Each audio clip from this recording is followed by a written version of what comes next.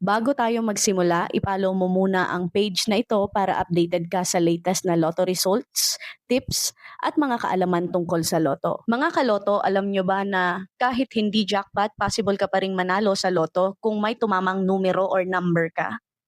Oo, tama ang narinig mo. Ang tawag dito ay consolation prize. Sa mga major lotto tulad ng 642, 645, 649 at 655, ganun din ang 658, hindi kailangan na kumpleto agad ang tama para magkaroon ng panalo. Halimbawa, kapag 5 numbers ang tumama, posible kang manalo ng 1,000 or hanggang 100,000 piso, depende sa lotto game at dami ng winners.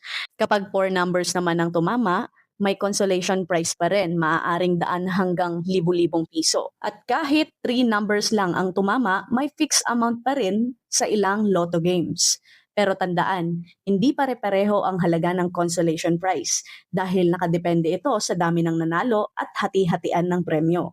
Kaya huwag basta-bastang itapon ang ticket mo, i-check mo muna ng mabuti, baka may consolation prize ka na pala. Follow for more updates at good vibes sa pagtaya.